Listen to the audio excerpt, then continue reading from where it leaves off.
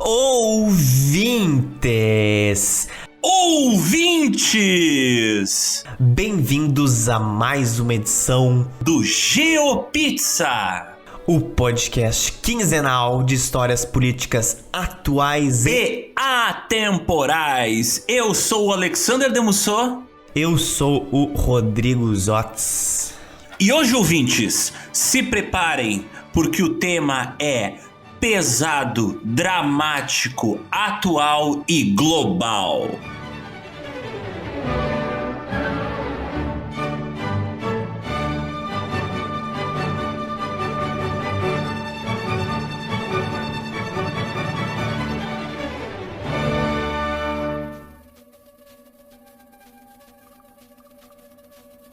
Hoje nós vamos falar do nosso elefante branco da sala. Nós não temos como não falar dele depois que ele já está há mais de 2 semanas nas nossas terras tupiniquins. Na semana passada a gente falou de como uma epidemia pode mudar os rumos da história do mundo inteiro, provocando mortes e migrações em massa, até mesmo crises econômicas e realocamento de recursos. O século XX possui diversos surtos de gripe durante suas décadas, e a humanidade tirou muitas lições de cada uma dessas crises. Muita coisa foi aprendida na área médica. Uma das maiores epidemias que ensinaram de como o Oriente deveria combater o vírus da gripe foi a epidemia do SARS em 2003, do MERS que foi de 2012 a 2015, atingiram principalmente a região do Sudeste Asiático. E é por isso que não só a China está tendo sucesso em combater o vírus, mas também a Coreia do Sul, o Japão e Singapura também estão à frente de qualquer país ocidental. Se você tá ouvindo a gente agora, tem umas 90% de chance de você já nos seguir nas redes sociais, o que é uma maravilha se você perguntar a minha opinião. Porque na nossa última edição das Batatas da Irlanda, casou exatamente com o momento que a quarentena começou no Brasil. Então não teve tempo de a gente fazer este podcast numa velocidade maior do que a gente está fazendo agora. Mas é aí que entra as nossas redes sociais. Lá no Geo, todo dia tem no mínimo um mapa atualizando sobre como estão os casos do Covid no Brasil e até mesmo na América Latina. Muitos desses mapas eu já agradeço, não são só feitos por mim. São, por exemplo, feitos pelo William, que faz mapas para o Business Insider, e também para o Giro Latino, que é uma excelente conta que fala sobre a América Latina no geral. A galera tá muito apreensiva e com razão. E por causa disso, por causa que vocês têm uma curiosidade insaciável sobre tudo que se relaciona a informações relacionadas a este vírus, a essa epidemia, não existe nada mais justo do que vocês ouvirem palavras de quem estuda e trabalha com biologia e virologia. E por isso, hoje, não é apenas esses dois retardados, eu e os Otis, que vamos falar para vocês sobre a pandemia do Covid-19. Nós trouxemos especialistas para nos ajudar. Nosso primeiro especialista vem diretamente das regiões paulistas, dos campos cafeicultores paulistas. Essa pessoa é o Eduardo Lobe. Eduardo Lobe, quem é você na fila do pão? Na verdade, no pão não pode mais comprar porque tem que ficar em casa. Então, quem é você nessa quarentena? Se apresente. Olá, pessoal. Meu nome é Eduardo Lobel. Sou biólogo formado pela Unesp de São José do Rio Preto. Tenho mestrado em biociências, com especialização em genética e biologia evolutiva. Agradeço a oportunidade de estar aqui e poder compartilhar um pouquinho do meu conhecimento e tentar esclarecer algumas dúvidas aí que a gente possa ter ao longo do caminho referente a essas epidemias, o SARS, o MERS, fazer as devidas comparações agora com a atual pandemia de Covid-19. Chupa, Nerdcast, a gente tem o nosso próprio Átila, porra!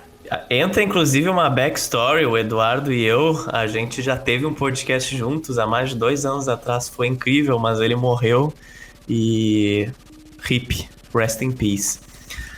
E o nosso segundo convidado é o Alisson Martins. Alisson Martins não vai abranger e abordar os temas biológicos do Covid, mas ele vai abordar temas que é a preocupação dos mais de 200 milhões de brasileiros que querem saber, por exemplo, como vai ficar o nosso país e como vai ficar o mundo durante esses próximos meses ou até mesmo no próximo ano. Claro que ele não é um vidente, ele é muito mais que isso. Alisson, quem é você? E aí, pessoal, prazer. Primeiramente, agradecer pelo convite. Estou conhecendo o canal agora e realmente estou muito impressionado com a qualidade aqui. Eu acho que o Nerdcast vai nos ouvir em algum momento aí. Mas eu sou Alisson Rodrigues Martins, eu sou formado em Relações Internacionais pela URGS. Estou agora buscando algumas especializações em economia, porque meu trabalho hoje é de assessor político do Sindicato do Comércio, então eu trabalho diretamente com políticas públicas e relatórios econômicos aí para uma área muito importante que é o comércio. Então a gente está bem preocupado de quais são os impactos da economia no Brasil, no Rio Grande do Sul também, óbvio. E aí eu espero poder trazer aí um pouquinho de informação para vocês sobre alguns cenários possíveis aí no Brasil, o que vai estar acontecendo de economia e política. Então, ouvintes, armados deste time de especialistas, nós vamos fazer um gangbang neste vírus. Se preparem, vocês vão ter uma chuva de informação. Preparem-se.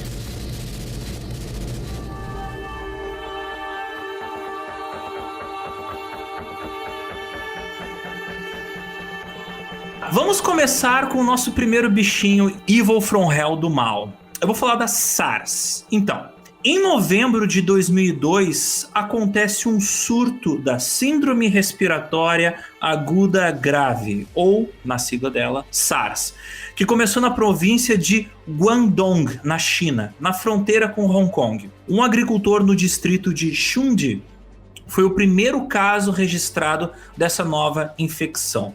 A China, ela notificou a Organização Mundial da Saúde, a OMS, sobre esse surto em 10 de fevereiro de 2003, relatando posteriormente 305 casos, inclusive 105 profissionais da saúde atingidos pela doença e 5 mortes.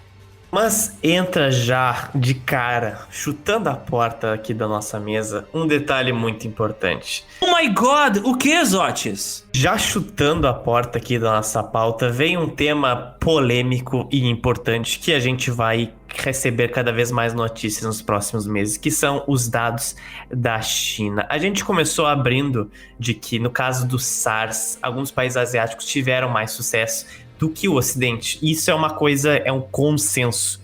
Mas isso não quer dizer, por exemplo, que vários dos dados que a gente tem acesso hoje à China podem não ter sido ocultados. Vale lembrar, gente, que é extremamente improvável que todos os casos que a gente tem hoje, no caso do Covid, não são exatamente o que está acontecendo. Não só porque os países não têm capacidade de testar, porque não é muito benéfico para nenhum deles exatamente reportar que explodiu uma pandemia de uma hora para outra. E uma coisa interessante que eu acho legal de fazer é que no caso do SARS, você também teve vários tipos de impedimentos do governo chinês à OMS. Por exemplo, a China tentou várias vezes ocultar repórteres de falar com a OMS sobre o SARS. Inicialmente não forneceu nenhuma informação sobre os chineses na província de Guangdong sobre o surto. Teve inclusive, cara, uma equipe da OMS que ia conferir esses casos pessoalmente. E eles foram lá em Pequim, desembarcaram em Pequim, para em seguida pegar outro avião para Guangdong por uma companhia aérea chinesa. Você vai fazer basicamente voos, né, nacionais. Mas chegando em Pequim, o governo chinês negou a permissão deles irem para Guangdong por 2 semanas, cara. Então imagina você estar lá no aeroporto, você vai dar lá seu passaporte, eu quero ir para aquele avião lá. Comprei passagem. Não, tu não vai poder. Não, por quê? Não sei, não pode. Volta mais tarde, beijo, abraço. Isso resultou em críticas internacionais, porque claro que a OMS ficou, porra, cara, como assim? Isso levou uma mudança na política do governo em início de abril de 2003. Então essa coisa da China ocultar coisas é muito mais complexo, mas por um lado a gente tem que trabalhar com os números que a gente tem. E mais a fundo a gente vai dissecar melhor essa informação. Voltando ao vírus. Os sintomas do SARS se expressam 2 dias após o contágio, então a doença ela é bem rápida. Esses sintomas incluem febre alta, dor de cabeça, dores no corpo e às vezes diarreia. Mas o principal problema dela é que mesmo depois de curados, quase todas as pessoas que foram infectadas, elas desenvolvem uma pneumonia ou enfisema pulmonar. São aquelas doenças oportunistas que depois a gente vai ver se repetindo em outras epidemias. Bem, o que é o enfisema pulmonar? É quando o pulmão perde a capacidade de se expandir, limitando o seu fôlego e podendo até dar uma asma ou uma bronquite no futuro. No final de 2003, 8.098 pessoas foram infectadas e dessas, 774 morreram em apenas um ano. Então, aproveitando aqui, Alexander, para fazer um paralelo com essas informações que você trouxe, principalmente em relação com os sintomas do SARS e a velocidade com que eles se expressam, isso é um dos desafios que a gente tem com o Covid, com o Covid-19 atualmente. Tendo tempo de incubação longo, de até 14 dias, então os sintomas demoram para se expressar e a gente tem uma dificuldade, então, em identificar os sintomáticos, e eles ficam muito tempo, então, expostos, livres na rua, sendo possíveis vetores da doença. Então, outras doenças como o SARS ou H1N1, que os sintomas se expressavam com mais rapidez, era mais fácil fazer a identificação, então, dos doentes e o subsequente isolamento dos mesmos. Coisa parecida, se eu não me engano, acontece com o Ebola, né? Como ele se manifesta rápido, se tu consegue organizar uma força de saúde para combater ele, tu consegue segurar o avanço da doença, né? Por causa que ela é muito rápida e aí tu consegue, assim, identificar rapidamente as pessoas que estão infectadas. Exatamente. Então, o grande problema que a gente tem atualmente são os assintomáticos. Então, o que acontece? Apesar da maioria dos reports, né, dos casos que a gente tem de transmissão serem de pessoas já assintomáticas, o tempo de incubação longo e os dados mais recentes sugerem que os assintomáticos também são um grande vetor de transmissão da doença. A gente pode separar, então, as pessoas em 3 categorias: os assintomáticos, os pré-sintomáticos e os sintomáticos. Então, os pré-sintomáticos são as pessoas que posteriormente vão vir a apresentar algum sintoma, mas ainda estão na janela ali desses 14 dias e ainda não apresentam nenhum sintoma.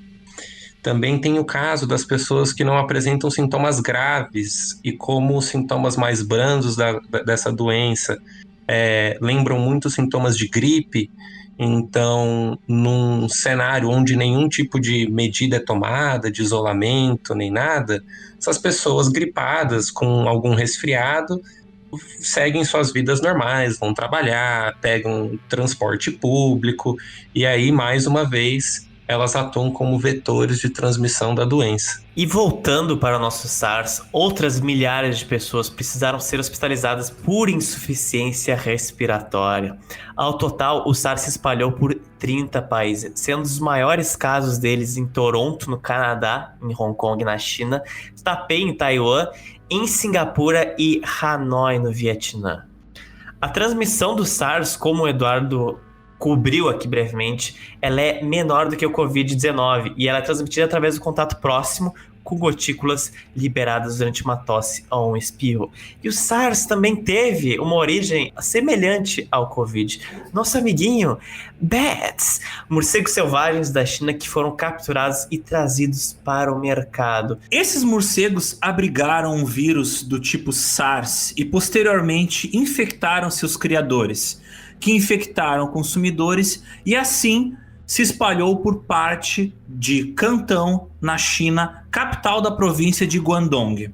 Uma história que é literalmente um Ctrl-C, Ctrl-V do que aconteceu com o Covid de 2019. O problema é que o Cantão tem em torno de 15 milhões de pessoas.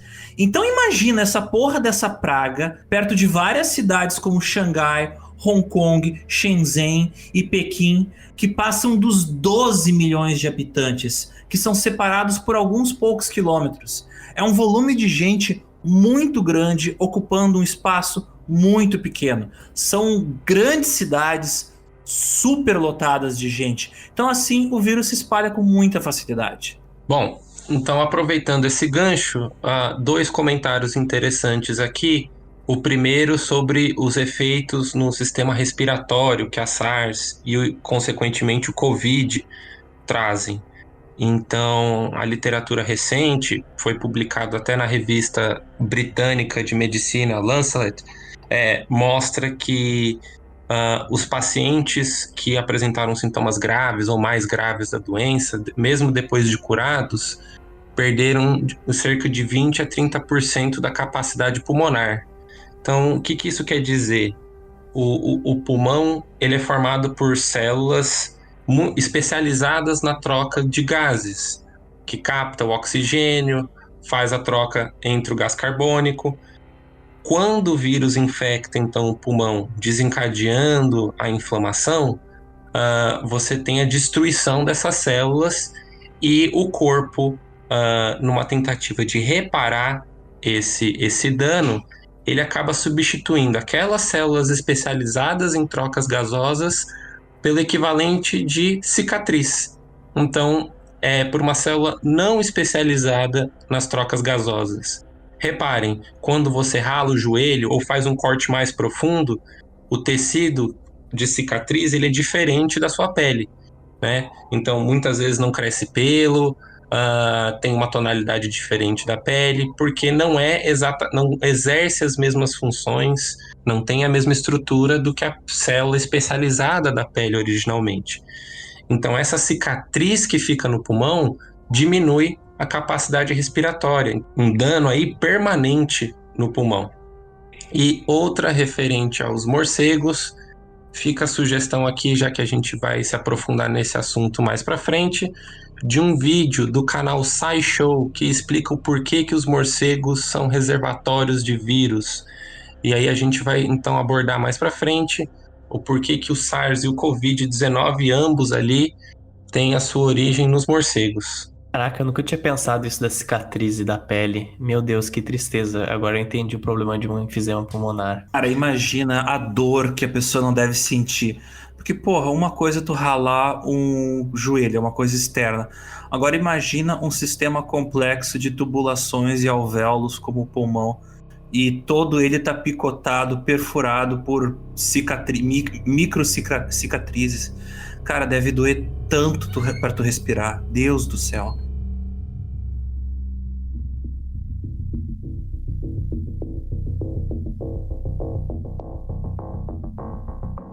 Alguns números, meus queridos, aqui gostamos muito de números, ao menos eu. Ao total, o SARS infectou quase 8 mil pessoas e matou 774 pessoas, com índice de fatalidade de quase 10%. A China agrupou a maior parte desses casos, com mais de 5 mil casos e quase 350 mortes. Logo depois veio Hong Kong, território autônomo da China, com quase 2 mil casos, e Taiwan, com quase 350. Outros países menores foram Canadá, com 251 casos, Singapura, com 238, Vietnã, com 63 e alguns pequenos outros países do Sudeste Asiático. Alguns poucos países ocidentais também tiveram o vírus. A França teve 7 casos e uma morte, e a África do Sul teve 1 caso e uma morte. E o nosso United States teve só 27 casos, infelizmente nenhuma morte.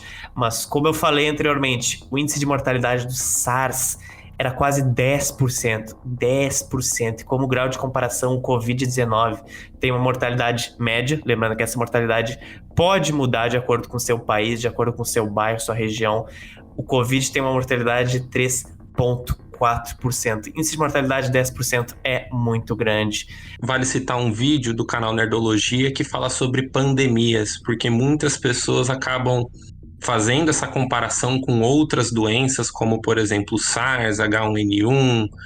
Existe um gráfico que mostra o Covid, a taxa de mortalidade do Covid com diversas doenças, mas aqui vale lembrar a capacidade de infectar muitas pessoas. Então, a tuberculose é uma doença muito severa que sem tratamento, com certeza tem uma taxa de mortalidade altíssima, vai levar o paciente a óbito, mas levando a capacidade de transmissão, de infectar novas pessoas do Covid, proporcionalmente acaba matando muita gente. Então eu posso ter uma doença muito severa que se espalha pouco, então ela mata muito, mas ela mata poucas pessoas. Eu posso ter uma doença que aparentemente é menos severa, mas ela se espalha muito, então proporcionalmente ela mata mais gente, porque ela se espalha mais. Como é que se dá o combate ao SARS? Bem, primeiro é importante entender como foi o combate do SARS para a gente entender por que aconteceram determinadas decisões relacionadas ao Covid-19. Grande parte das medidas de contenção que a China adotou agora em relação a essa pandemia foram lições inspiradas pelo que aconteceu em 2003 com o SARS. Como, por exemplo, fechamento de escolas, fechamento de todas as universidades e todos os locais públicos. Em maio de 2003, a China fechou Pequim para viagens aéreas e terrestres. Eles bloquearam a cidade. Além de fechar mais de 3.500 locais públicos da cidade. Para fechar uma cidade chinesa, cara, é preciso ter muita certeza de que tá dando merda, porque as consequências econômicas disso são profundas.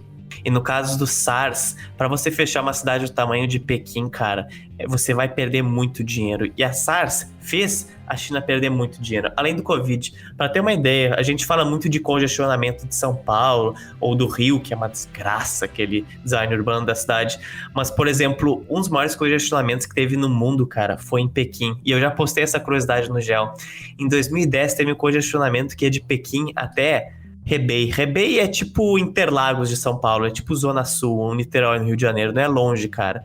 São mais ou menos assim, quase 100 km de distância, mas 10 mil carros ficaram engarrafados. E sabe quanto tempo durou o congestionamento? 2 fucking semanas. As fotos são apavorantes. Parece o pessoal fugindo de um meteoro que ia chegar. É surreal isso. Com esses dados que vocês mostram de 100 quilômetros, é mais ou menos aqui o pessoal de São Paulo querendo passar o fim de ano no litoral e passar 2 semanas na rodovia dos imigrantes. Você tem que andar tipo menos de 10 metros por dia, cara. É na boa. Eles abriram mercadinhos à beira da estrada para poder alimentar as pessoas, por causa que as pessoas tiveram que começar a morar na estrada. Walking Dead, cara. As medidas de segurança contra a infecção não se restringiram à China. Porque, como foi dito antes, os casos não ficaram só na China. Em Singapura, que chegou a ter 238 casos e 33 mortes, o país adotou medidas como monitoramento da temperatura das pessoas em escolas e universidades, e até mesmo a triagem na entrada de edifícios públicos e grandes prédios comerciais, que é onde se acumula muita gente junta e pode facilitar a transmissão da doença. E essa é uma vantagem de você ter um surto, uma epidemia em um país ou numa região minúscula como Singapura. Singapura, gente, é muito pequena, assim, do oeste a leste você tem 40 km de largura, mais ou menos, e de norte a sul, 20 km de altura. E sim, eu gosto de fazer essas medições sem 100 km quadrados, porque algumas pessoas não têm muita noção de o que é quilômetro quadrado. Então, qual é a facilidade disso? Porque a detecção de casos consegue ser mais fácil. Você tem, embora mais concentração de pessoas, isso pode resultar sim numa maior transmissão, mas você tem o quê? Maior monitoramento. As pessoas não vão ter que andar centenas de quilômetros para chegar em hospitais, a clínicas, algo que vai ser um grande problema aqui no Brasil, em cidades do interior, quando o Covid chegar, se é que já não chegou até lá. Então você tem campanhas para medir a febre da galera, para olhar e monitorar a galera, seja por internet, seja por câmeras. Mas aproveitando para falar dessa questão do monitoramento e de acúmulo de pessoas, uma das políticas no Brasil que, se bem implementado, seria um sucesso na questão de evitar a aglomeração das pessoas em pronto-socorros, unidades de saúde, é a questão da saúde da família. Então, aqui no interior de São Paulo, cidades como Jaci, Mirassol, cidades menores, eles têm muito sucesso com essas políticas de saúde da família, no qual o agente de saúde vai até a casa da pessoa. Então, aliando essa política da saúde da família com esse cenário de pandemia, a gente poderia evitar a transmissão utilizando desses agentes de saúde para evitar que os idosos, que os grupos de risco, que os assintomáticos se deslocassem utilizando meios de transporte público ou ficassem transitando na rua, correndo o risco de contaminar mais pessoas. Então é mais fácil eu equipar bem um agente de saúde para ele estar seguro e ele fazer então a visitação nas casas das pessoas, o monitoramento, do que eu pedir para as pessoas se locomoverem até os estabelecimentos, os pontos de saúde. Em Hong Kong, 49% dos pacientes com SARS estavam em clínicas, hospitais, idosos em casas de repouso. A conscientização sobre a SARS era muito alta e havia uma disposição extraordinariamente alta. 90% dos entrevistados em um estudo psicológico em Singapura e Hong Kong disseram que ficaram de quarentena se necessário. Então, não bastou ações do governo. Também foi muito importante a ação das pessoas, a ação individual de cada um dos cidadãos em contribuir para evitar que a doença se espalhasse. Havia uma forte abordagem dos governos em aplicar as medidas de saúde públicas em um curto espaço de tempo. Depois de um alerta de viagem de emergência emitido pela OMS em 15 de março de 2003, quase todos os países com casos importados da doença conseguiram impedir que qualquer nova transmissão ou acontecesse, mantendo um pequeno número de casos adicionais. Portanto, o que eles estavam fazendo? Contribuindo para que cada vez menos as pessoas, por exemplo, da cidade, vamos supor, estão em São Paulo, o governo se mobiliza para que não tenham nenhum caso em São Paulo. Contudo, é claro, vai vir gente infectada do Rio, do Paraná, do Espírito Santo, mas você conseguir barrar essa transmissão de paulistas para paulistas já é uma grande vitória. É por isso que em aeroportos e bancos eram usados scanners térmicos, aquela pistola que tu aponta para a cabeça da pessoa e mede a temperatura dela. Isso era feito para poder medir se as pessoas que estavam naquele ambiente eles tinham febre. E muitos países também implementaram a triagem de entrada para todos os passageiros que chegavam vindos de avião de áreas afetadas. Depois que todas essas medidas foram implementadas, novos casos importados de SARS não desencadearam novos surtos da doença, já que existiam sistemas para identificar e isolar as pessoas doentes que chegavam nesses países. Nenhuma proibição de viagem foi implementada a qualquer momento, mas avisos de viagem para evitar viagens não essenciais a países afetados pelo SARS foram emitidos por vários desses governos dos países que nós já citamos. Os efeitos psicológicos do SARS, junto com as restrições da viagem impostas por várias autoridades nacionais e internacionais, resultaram, é claro, numa grande perda econômica para a indústria aérea, além da economia mundial em 2003, nas principais áreas e nos países afetados pelo SARS. Cara, você vê o gráfico da economia chinesa em 2003, você vê direitinho. Chega a março, eles estavam num pico bom, e aí, até maio, você tem uma das maiores quedas do ano, assim. Então, a queda é real para todo mundo. Se você olhar para o gráfico, tu vê que tipo, é um sobe e desce, sobe e desce, sobe e desce delicadinho. Aí no meio ali, em maio, pum! Tem um vale no gráfico, uma queda absurda.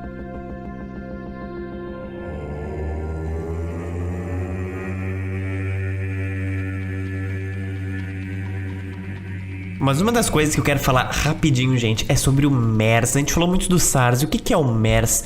O MERS, na verdade, foi a Síndrome Respiratória Aguda do Oriente Médio. Como o nome diz, ela atingiu boa parte do Oriente Médio de 2012 a 2015. Mas diferente do SARS, ou possivelmente do Covid, não surgiu no intestino de um morcego e espalhou para humanos. Ele surgiu no intestino de camelos.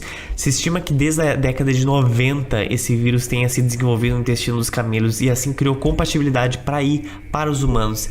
E no mundo inteiro você teve 238 casos e 98 mortes. Ou seja, ele não é tão transmissível quanto o SARS e o Covid, mas ele é muito mais mortal. 98 mortes de 238 infectados é muita coisa. Ele atingiu países, por exemplo, a Arábia Saudita, a Malásia, Jordânia, Catar, Emirados Árabes, Tunísia, Filipinas, Coreia do Sul e Japão. E eis o seguinte, quando a Coreia do Sul passou pelo MERS, ele já tinha passado pelo SARS. Como a gente falou, SARS foi em 2003 e MERS foi em 2012 a 2015. Então ele já tinha as próprias medidas que ele adotou com o SARS para estabelecer no MERS, mesmas medidas que o Alexandre falou aquela hora: controle de pessoas, de lugares, de rotas.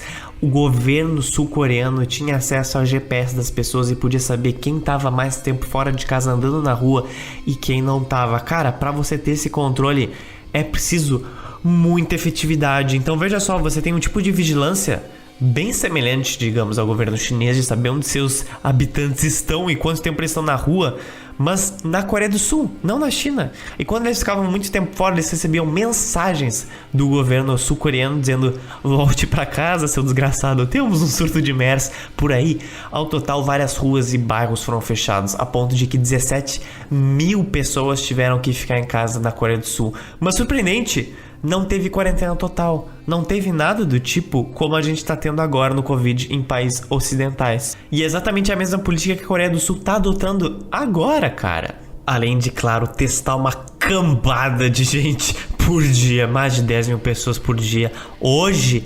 E na época, cara, mais de 4 mil por dia durante um mês, no caso do MERS. É muito teste, cara, é muito teste. Então veja só que da hora. Vários controles de temperatura também foram adotados no MERS. Então já são quase 20 anos da Coreia do Sul e o Japão adotou isso em menores medidas, desse tipo de controle de gripes, cara. Então, enquanto a gente aqui é muito noob nesse tipo de coisa, a gente, não só o Brasil, grande parte da Europa e também dos Estados Unidos, você já tem o Oriente canelado nessa situação. Você, por exemplo, nunca abre uma imagem de Tóquio ou de Seul e aí você vê vários japoneses com mascarazinhas, algumas até tipo de animes ou pintado com a cara do Pikachu. Cara, esses cuidados com a gripe já são muito difundidos no Oriente. Nesse quesito, não é uma coisa de, por exemplo, a gente não precisa olhar só para os dados da China, que são possíveis de serem problemáticos em relação à transparência deles, mas a gente pode olhar para países como o Japão, como a Coreia do Sul. Não estou dizendo que os dados deles são 100% transparentes e que a gente tem que descartar os dados da China, claro que não. Mas muita gente desmerece todos os dados da China porque não são verdadeiros. Então vamos olhar para os países que são literalmente ali do lado e estão fazendo um trabalho excelente, tanto quanto o governo chinês diz que está fazendo, mas de certa forma o governo chinês tem que estar fazendo alguma coisa que ele está reportando. Se ele não estivesse fazendo nem 10% daquilo, você ia ter aumento de relatos não só na China, mas em vários países ao redor da China, porque se a China não contém seus infectados, eles vão para algum lugar, lembrando que doenças não respeitam fronteiras.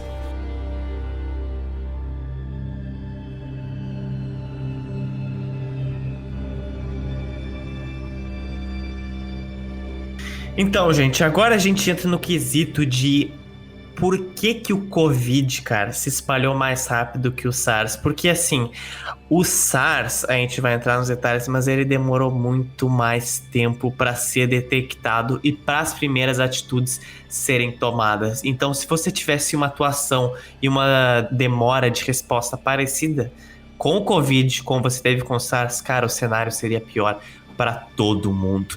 Então muita gente deve já estar se perguntando, eu me perguntei na época, cara, se o SARS surgiu em Guangdong, que é perto de Hong Kong, que é perto do sul/leste da China, como é que aquilo, eu sei que passa menos do que o Covid, como é que aquilo não causou um desastre maior do que o Covid? Porque o Wuhan, gente, é no centro da China. E maior, assim, ó, 95% da população chinesa está no leste chinês. Então, cara, como é que um vírus, que embora seja mais transmissível, conseguiu ser pior no centro da China do que no leste chinês? Como isso é possível?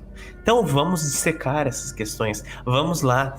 O epicentro do Covid-19 foi em Wuhan, Só que ele junta vários elementos que tornam essa contenção um desafio tão problemático quanto se a cidade fosse no leste. Wuhan é a maior cidade do centro da China. Ela tem mais de 11 milhões de pessoas e é um importante centro de transporte e indústria para todo tipo de comércio. Lar da maior estação ferroviária e do maior aeroporto e maior porto marítimo do centro da China. Wuhan está literalmente no meio da China.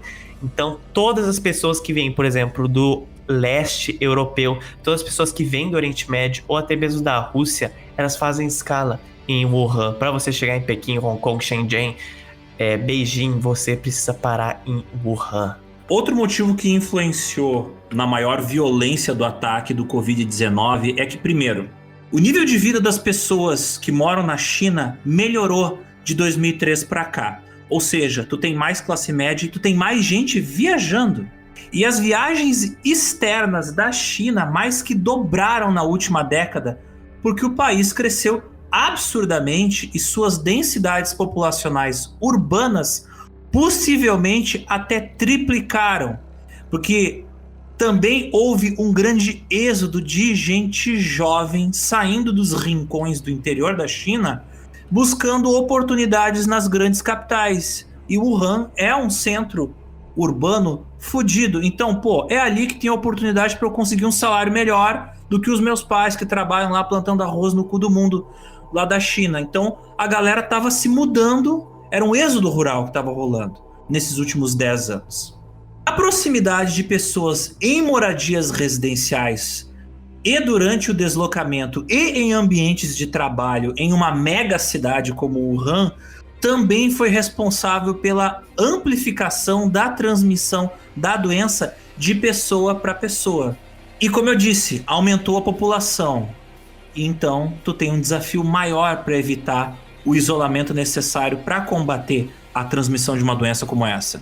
Olhando de uma perspectiva biológica / ecológica, a gente tem um problema que a gente vai enfrentar muitas vezes ao longo da história futura da humanidade, que é a expansão das cidades. Na última década, a China teve uma expansão aí, um crescimento gigantesco, um crescimento urbano gigantesco. Grande parte dessas doenças, elas surgem de forma natural na natureza, o vírus está na natureza, mas à medida que os centros urbanos vão se expandindo, vai causando um distúrbio nesses habitats naturais, além de aproximar os humanos com animais ou com outros seres vivos que inicialmente não tinham contato com a gente tão direto.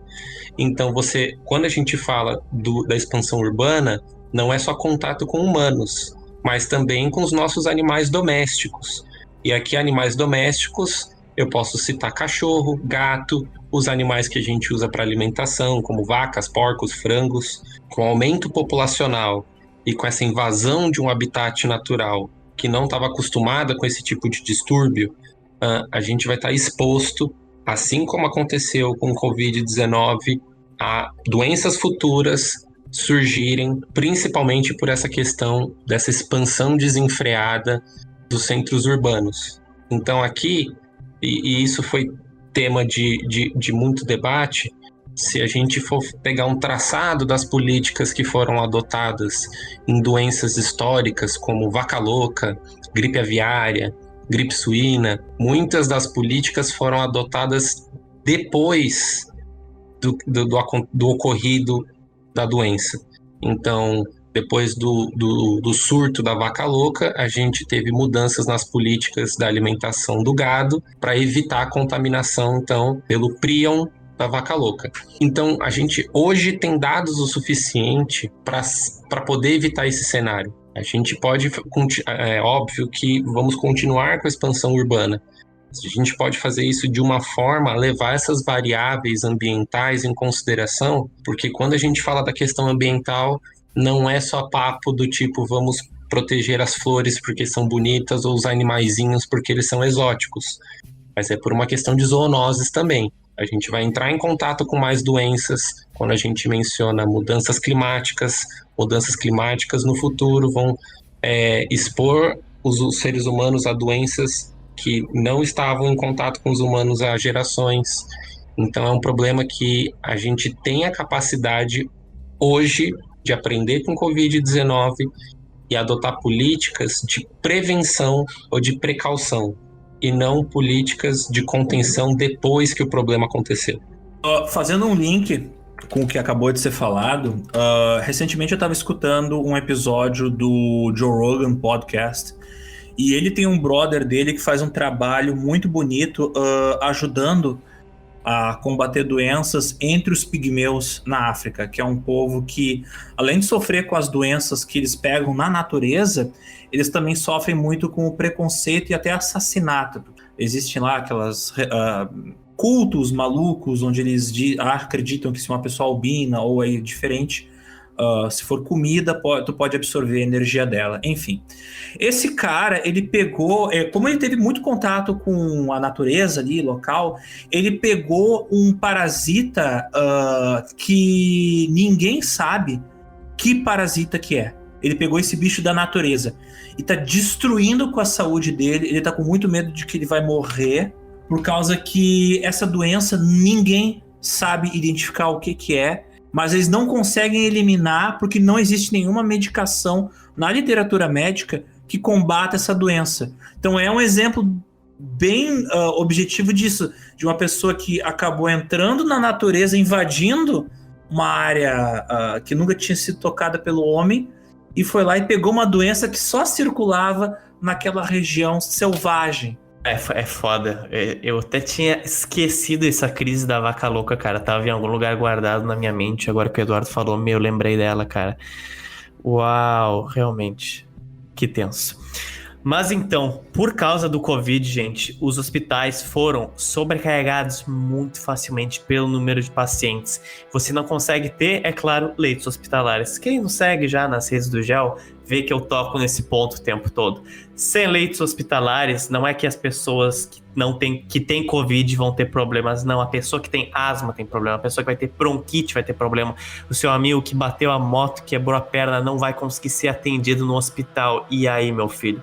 As pessoas vão morrer de tudo e vão morrer, claro, com o Covid. E com o sobrecarregamento do sistema hospitalar, contribuiu para maior transmissão. A galera não vai para o hospital, fica na rua, mas pessoas com o vírus ficam andando por aí. E por causa disso, a China construiu o seu famoso hospital em 10 dias em Wuhan, daquela forma ali, ó, check. Aproveitando esse gancho dos OTS, sobre... dá a impressão, quando a gente fala de achatamento da curva, de sobrecarregamento dos leitos, que a gente está preocupado só com as pessoas infectadas, né, pelo Covid-19. Na verdade, quando a gente tem esse caso de pandemia, as outras doenças não vão esperar, não. É a vez do Covid, a gente espera, todo mundo é tratado por Covid. É exatamente como os Otis falou. E esse caso pessoal é de uma amiga dos Estados Unidos. A gente se conheceu no meu tempo que eu fiz a graduação lá, e ela é enfermeira em Nova York. Ela está trabalhando junto da equipe de um hospital que está tratando de pacientes de Covid-19, e infelizmente a avó dela sofreu um AVC no meio do surto, e a avó dela não foi encaminhada à UTI. Ela foi encaminhada diretamente para o quarto, está sendo monitorada. Ela teve infecção generalizada, o que é um quadro que já deveria ter sido encaminhado para UTI mesmo antes da infecção, já com AVC, mas já não tinha UTIs disponíveis para ela por conta dos pacientes infectados por Covid. Então, não é o tipo de coisa que eu gostaria de falar para ela, do tipo, olha, eu acho que a sua avó não passa dessa. Mas é um cenário triste, de que ela é enfermeira, está trabalhando no hospital com pessoas que estão infectadas com Covid, e isso retrata bem esse caso de que outras doenças não esperam. Acidentes de moto, pessoas com problemas cardíacos podem ter uma parada cardíaca, um infarto a qualquer momento, um caso grave de dengue, alguma coisa assim, e essas pessoas não vão ter leitos, então, para serem tratadas, uma vez que você tem agora uma doença que infecta muito e que, uma vez que a pessoa apresenta sintomas graves, ela precisa ser hospitalizada.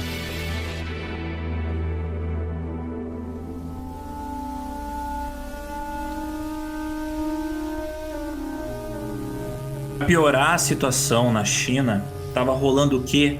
Tava rolando as comemorações do Ano Novo Chinês, que aconteceu no dia 25 de janeiro, onde mais de 40 mil pessoas em Wuhan participaram de festas e ficaram circulando ali na rua, comendo nas tendinhas de comida e etc. Pior ainda, nos dias antes de Wuhan ser quarentenada, mais de 5 milhões de pessoas, muitas das quais que poderiam estar incubando o vírus, haviam viajado por causa do próximo Festival da Primavera, que é uma festividade que faz parte das comemorações do Ano Novo Chinês. E isso aumentou o nível de pessoas circulando e espalhando o vírus Covid-19 para outras províncias da China. Lembrando que nessa data comemorativa, de novo, eu falei, tem gente que tem parente no interior. Às vezes os parentes do interior vêm visitar o fulano que mora na cidade, ou o fulano que mora na cidade vai visitar o parente que está no interior. Então rola uma alta circulação dessa doença. E a alta conectividade de Wuhan aos aeroportos internacionais facilitou ainda mais a rápida disseminação para cidades e países com altos volumes de passageiros vindos da China, como por exemplo Singapura, Japão e a Tailândia. O segundo ponto nesse caso foi que o Covid e o SARS têm tempos de incubação diferentes. O isolamento social foi muito eficaz no caso do SARS, porque os sintomas respiratórios podiam ser facilmente identificados. Como a gente falou, você não tem tantos assintomáticos, você não só consegue detectar mais facilmente a olho nu, a pessoa vai estar tossindo e vai estar com dificuldade de respirar, mas também por controle de temperatura você vai conseguir observar se essa pessoa está com o SARS ou não. E um terceiro ponto é o índice de transmissão, ou como ele é chamado na biologia, o R0, o índice básico de reprodução. Como a gente falou, a transmissão do Covid ela é muito maior do que a do SARS. E essa velocidade fez com que, por exemplo, o primeiro caso documentado do Covid foi no início de dezembro de 2019. E até o final de fevereiro de 2020 você teve 80 mil casos reportados. Como comparação, o SARS demorou 4 meses para ser contido, ou seja, para o governo tomar alguma iniciativa, governo chinês.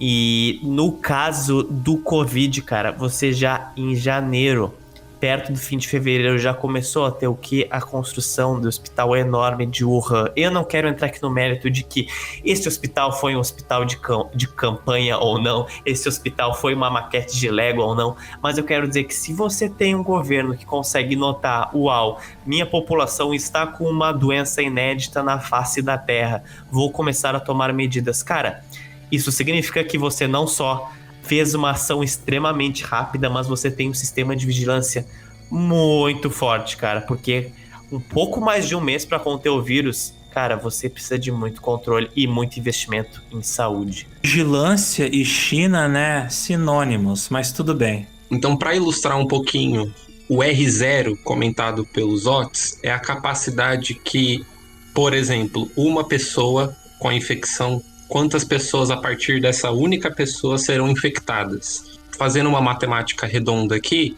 o Covid está entre 2 e 3 pessoas. Então, uma única pessoa é capaz de infectar 2, cada uma dessas 2, mais 2, e assim sucessivamente. Então, num cenário que você tem muitos assintomáticos, que são possíveis vetores da doença, num cenário no qual você não tem nenhum tipo de medida de isolamento ou de mitigação, você vai ter então uma escalada muito rápida no número de infectados e volta naquela minha fala, que muitas vezes não é a letalidade da doença sozinha que mostra a gravidade dela, mas a capacidade que ela tem de infectar muitas pessoas. Então saiu um dado interessante a respeito dos testes que foram comprados, no qual eles têm um falso positivo de 75%, os testes comprados da China. E qual é o problema desses 75% de falsos negativos? Então você fala que a pessoa não tem a doença, ela continua em circulação. Então imagina que eu tenho aí, a cada 10 pessoas, em média 7 foram diagnosticadas incorretamente. Essas 7 pessoas têm o potencial de infectar 14, 14 pessoas 28, 28 56. Só que quando a gente fala dessa curva, tem que imaginar que tem uma sobreposição. As 7 pessoas inicialmente diagnosticadas incorretamente ainda não necessariamente se curaram da doença ou ainda nem chegaram a apresentar os sintomas. Então você vai tendo um acúmulo de infectados. Esses 7 se acumulam com uns 14, então você vai somando o número de infectados. Pra vocês terem uma ideia da proporção dessa treta, desse problema, no dia 20 de março, o Man Ri, um pastor pentecostal de Seul... Ele é tipo o He-Man ao contrário, velho. Ele é o arquivilão do He-Man junto com o esqueleto. Enfim, esse cara, esse pastor, ele foi responsável por 60% dos mais de 8 mil casos de coronavírus no país. Mas por que isso aconteceu? Em janeiro, ele enviou um grupo de fiéis da sua igreja para a região de Wuhan, prometendo curar os doentes chineses da Covid-19. Porém, não só não curaram, como esses fiéis voltaram de lá infectados. As autoridades sanitárias do país já identificaram que, em média, 3 em cada 5 pacientes carregam herdeiros do vírus importados por aquele grupo enviado pelo Man Ri.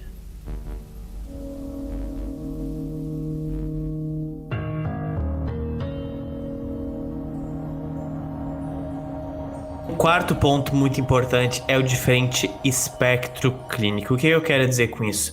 A definição inicial, no caso da China, estava focada na pneumonia e as taxas iniciais da mortalidade dos casos de Covid foram relatadas em cerca de 10%. Contudo, na medida que essa epidemia se desenvolveu, tornou-se evidente que o maior problema que o país ia enfrentar seria por causa dos assintomáticos, por essa dificuldade de vigilância dessas pessoas que não contraíam nenhum sintoma e podiam espalhar ela rapidamente. Algo semelhante à influenza. A quinta explicação é que a disseminação da comunidade é mais proeminente. Enquanto a SARS foi principalmente um surto propagado nos hospitais, a transmissão comunitária generalizada já era mais evidente com o Covid-19. Ou seja, passou muito mais rápido para a população. Quando eles já se tocaram que aquele não era um problema dos hospitais, era um problema já de Wuhan. Portanto, a China decidiu aplicar a mais drástica das suas medidas da saúde pública, que ela provavelmente já implantou. Contenção comunitária com distanciamento social, uso comunitário de máscaras faciais e do bloqueio do transporte público de Wuhan, incluindo ônibus, trens, balsas e aeroportos, assim como algumas pessoas saírem de dentro dessas casas, mas proibindo de sair mesmo. Você teve vigilância de guardas proibindo as pessoas de saírem de lá. À medida que o surto comunitário se espalhava descontroladamente, o bloqueio do governo chinês foi estendido para mais de 60 milhões de habitantes em mais de 20 cidades até 30 de janeiro de 2020. A China emitiu essencialmente a maior quarentena da história para impedir a propagação dessa doença para o resto da China e para o resto do mundo. Até 30 de janeiro de 2020, quase 114 mil contatos próximos foram rastreados e um total de mais de 102 mil pessoas estavam recebendo observação médica. Essa abordagem é um esforço gigantesco até então da história moderna na contenção de uma epidemia, cara. Um parênteses. Muito do que a gente vai falar aqui do Covid-19 ainda está sob revisão. Muitos dos números são preliminares. Mortalidade, R0, porque são muitas variáveis que dependem de muitas coisas que a gente ainda está pesquisando, que a gente ainda está descobrindo. Então é muito mais fácil falar de uma doença que já passou, como SARS, H1N1, gripe espanhola, do que falar de uma pandemia que a gente ainda está vivendo. Então, dados novos estão saindo a todo momento, artigos científicos. Eu falo isso por uma questão que, num post de uma página que eu administro, a gente fez a comparação da HN1, da gripe suína, com o Covid-19.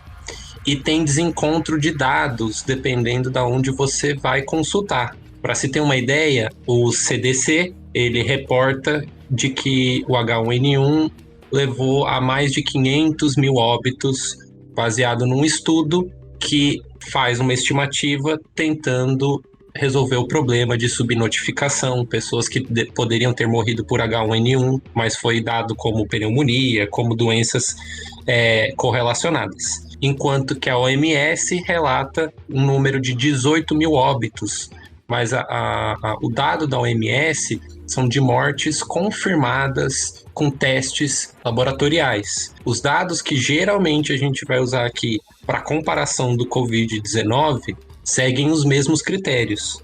Então, a gente enfrenta os problemas de subnotificação, de pessoas que vão morrer por doenças correlatas respiratórias, como pneumonia, como foi mencionado há pouco.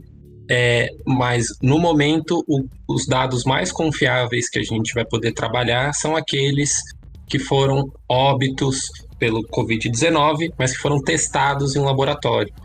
Então, para o nosso espectador que acompanha e encontrar alguma discrepância, seja da taxa de mortalidade, que ainda está mudando e varia de país para país, ou do R0, muito dessa discrepância de informação se deve porque a gente ainda está descobrindo muita coisa sobre o vírus que causa o Covid-19, então fica muito mais difícil a gente chegar num dado preciso do que os dados que a gente já tem registrados de doenças passadas. E um dado que é interessante é que no dia 24 de março, nós passamos o número de óbitos por dia da H1N1.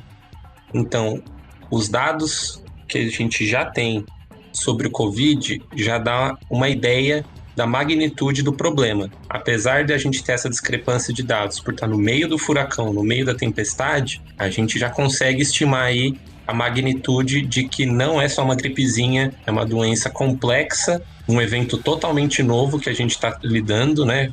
Acho que eu não me recordo de nenhuma pandemia nessa escala desde a gripe espanhola, por exemplo, mas a gente já consegue ter uma ideia, então, da magnitude do problema.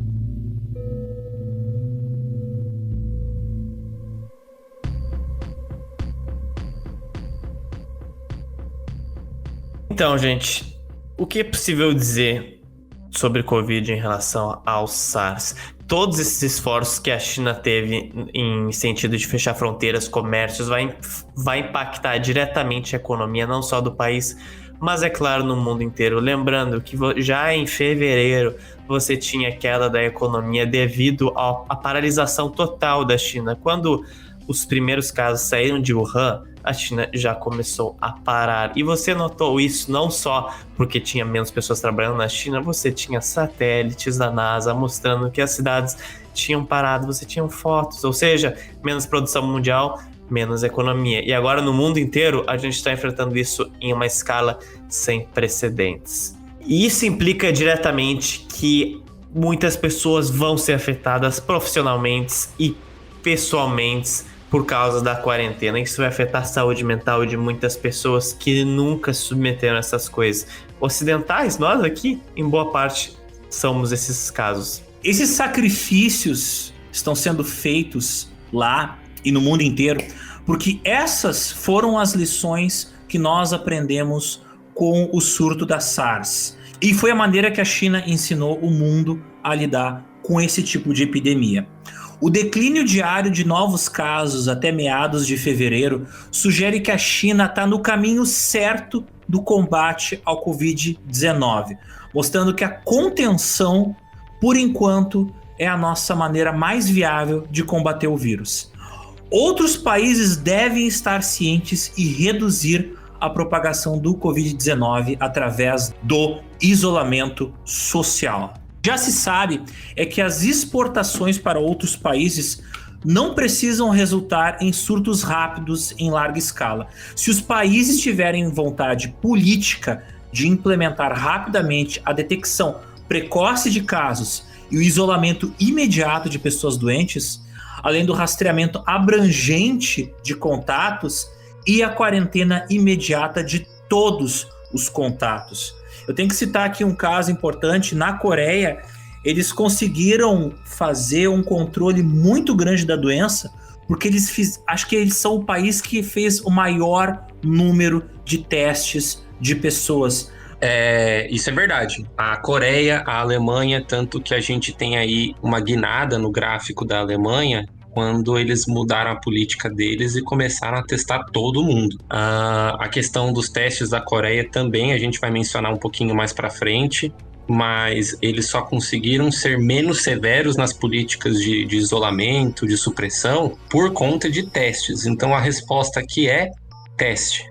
Então, Eduardo, eu tenho algumas questões assim que estão me incomodando muito. Primeiro, por mais que tenham tomado atitudes bastante responsáveis, talvez um pouco tardiamente, os governos municipais e o governo nacional da China, eu tenho a sensação de que ele não é completamente transparente em relação aos dados deles. Porque, primeiro, podcasts, por exemplo, como o This American Life, tem áudios de vários jornalistas chineses que sumiram, foram presos. A desculpa é que eles estavam em quarentena. E era gente que estava divulgando informação, tipo, em dezembro, em janeiro, quando a água ainda não tinha batido na bunda aqui do Ocidente. A China ficou negando, até que chegou um ponto onde o avanço da doença pelo mundo provou que essas informações desses jornalistas que depois sumiram, elas estavam corretas. Então, a sensação que eu tenho é que rola uma supressão de informação na China. E o outro problema é que, apesar de ser uma teoria da conspiração retardada, existe motivos pelos quais a gente que estuda história ainda tem um pouco de medo de que essa Covid-19 pode ter sido uma arma biológica que escapou. Por quê? Durante os anos 70 houve um acordo internacional entre os Estados Unidos e a União Soviética, onde eles concordaram em parar o desenvolvimento de armas biológicas. Mas, quando caiu a União Soviética, a gente descobriu, através de documentos que vazaram, que durante os anos 70 e 80, a União Soviética não só continuou, como reforçou o financiamento de pesquisa de armas biológicas. Então, a gente já tem um histórico de outros governos que não tinham transparência e que trabalharam com armas biológicas, e agora a gente tem um governo que não é transparente. Então, eu sei, por causa dos dados que foram divulgados, do sequenciamento genético do Covid-19, de que não é uma arma biológica, mas ainda assim eu entendo quem entra nessa onda da teoria da conspiração, porque a gente tem um histórico de governos mentindo pra gente.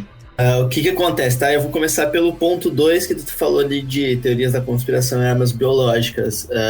Sim, existe um medo muito grande, porque armas biológicas, no contexto de pandemia e de guerra, sempre foi um escape para você usar de um discurso de intervenção. Então, assim, recentemente a gente tem desculpas de armas de destruição em massa para a invasão do Iraque, a gente tem a desculpa de uso de armas biológicas para invasões no Oriente Médio. Então é sempre um tema muito recorrente quando a gente tenta usar esse tema como válvula de escape para tentar explicar qualquer crise que seja, e até mesmo intervenções, enfim. É claro que isso foi usado por todos os lados. O ministro das Relações Exteriores da China acusou os Estados Unidos de terem colocado o Covid-19 na China, porque realmente foi num tempo muito, poderíamos citar, suspeito, que foi antes do Ano Novo Chinês, onde você tem uma particularidade da economia chinesa, do seu povo, onde trabalhadores do interior vão para o centro, e aí os grandes centros de produção, para trabalhar, ficam lá 11 meses e voltam 2-3 semanas para suas casas no interior. Então, foi no pior tempo possível para a Covid-19 aparecer. Então, óbvio que teorias da conspiração surgiram. Você tem o ministro das Relações Exteriores chinês dizendo que era um vírus implantado pelos Estados Unidos, porque eles competem tradicionalmente. Você tem o Trump dizendo que é um vírus chinês, enfim, tem todas as implicações disso. mas dentro da visão internacional, da diplomacia dos países, não existe nenhum fundamento para essas teorias, até mesmo de armas químicas, tá? Você citou aí os testes que os Estados Unidos e a União Soviética faziam em essa guerra entre armas biológicas, essa corrida armamentista, digamos assim, mas todas essas teorias já foram caídas por terra desse fator há muito tempo, tá? Só deixando claro para os nossos ouvintes, eu não acredito nessas teorias da conspiração, tá? Mas é que está sendo tão falado, tão comentado, que seria irresponsável da minha parte não levantar essa questão, porque eu sei que já rolou isso durante a história, só que há muito tempo atrás. Não, com certeza, e todo mundo tem um certo desejo, tesão por teorias de conspiração. Eu mesmo sou um grande amante de teorias da conspiração, então faz todo sentido as pessoas estarem curiosas. A gente só precisa, óbvio, como tu citou, a gente tomar cuidado sobre isso e esperar os dados, enfim, mas meu parênteses aqui é de que os governos usam das teorias de conspiração, e é óbvio que as fake news muitas vezes elas são fundamentadas em teorias de conspiração, porque é do debate político de se achar um culpado, né? Vou aqui fazer um parênteses que eu faria mais tardiamente, de que os impactos da diplomacia e dos resultados econômicos e até para a saúde das pessoas, uma guerra de discurso político, onde você tem, por exemplo, culpabilização da China por alguns países como os Estados Unidos e o Brasil comprando esse discurso, ou seja, o Trump acusa o coronavírus ter surgido na China, então a culpa é do povo e do governo chinês, e um milhão de coisas, e os impactos que isso gerou, por exemplo, na troca de informações, na troca de pesquisas, de material tecnológico, de material hospitalar. Então isso tudo está gerando reveses hoje para os Estados Unidos e para o Brasil. Um dos maiores reveses que vocês podem ter, por exemplo, foi a briga com o Eduardo Bolsonaro com o embaixador da China no Brasil, onde ele acusou o coronavírus ser uma culpa da China e de eles não terem transparência de informação, e enfim, jogou teoria de conspiração lá. É assim, uma sopinha de Chernobyl, digamos assim. É uma briguinha de colégio, né, também, né, a nível internacional. Sim, só que o problema é que se ele fosse somente um deputado ou um vereador, ninguém ia dar bola. Então o problema é que ele é filho do presidente, tem um acesso muito direto ao presidente e é endossado pelo presidente. E aí joga mais lenha na fogueira. Com certeza. Aí você tem o nosso ministro Ernesto Araújo de Assuntos Exteriores tendo que escrever uma carta onde ele defende o deputado porque é filho do presidente. E aí, cara, assim, pior cenário possível. Resultados: o Brasil ia fazer uma compra de 4 bilhões em material médico de combate ao coronavírus da China, e aí tinha também uma troca de ajuda de envio de médicos para cá. Por causa dessa briga e, obviamente, de distratos internacionais e outras coisas, isso tudo caiu por terra. A China simplesmente cancelou a compra e resolveu, porque o Trump acabou nessa última semana se alinhando muito rápido à China, pedindo desculpas por entrelinhas, obviamente, porque ele é uma pessoa foi muito mal aí, brother.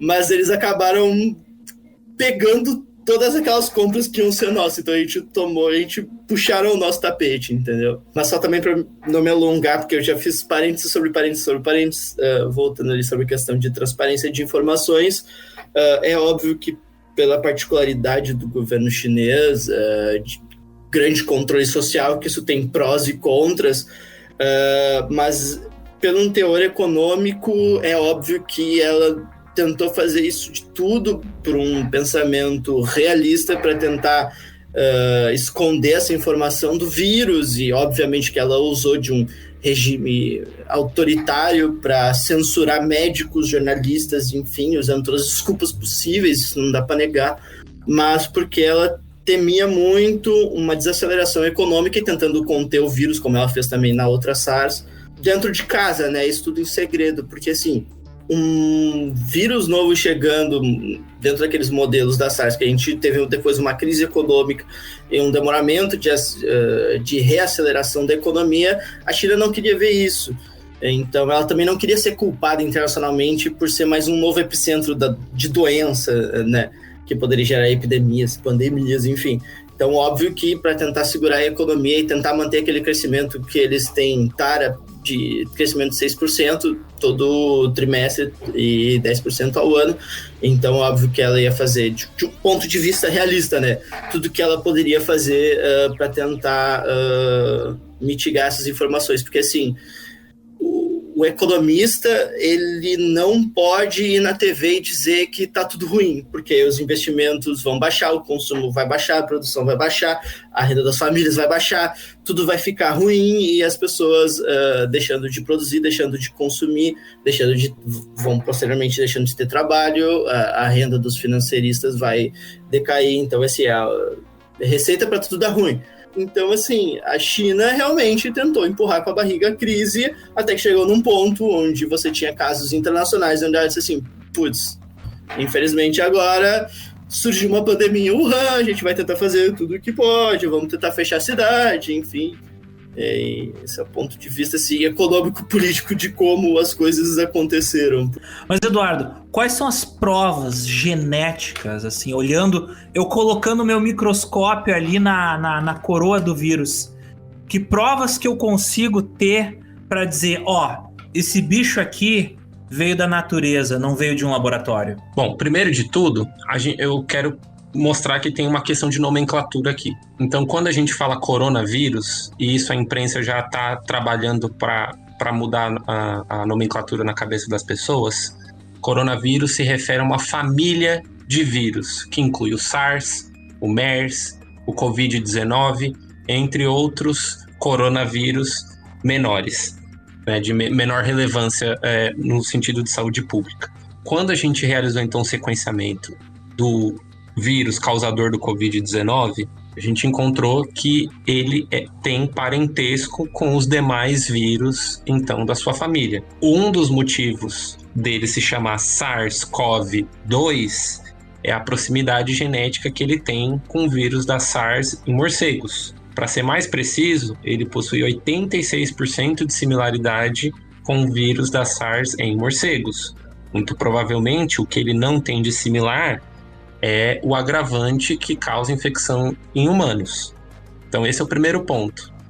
Existe uma área da evolução e da biologia molecular, que a gente usa dados moleculares, a gente utiliza da biologia molecular, a gente chama de filogenia molecular. O que isso significa? É basicamente montar uma árvore genealógica, saber quem que é primo, quem que é pai. Assim como a gente faz teste de DNA em humanos para saber se uma pessoa é filho ou não, é parente ou não de ciclano, a gente consegue fazer isso com os organismos por meio do DNA deles. Então, por meio desses dados, a gente consegue montar uma árvore filogenética, a gente consegue montar uma árvore genealógica desses vírus e saber que ele pertence sim à família dele.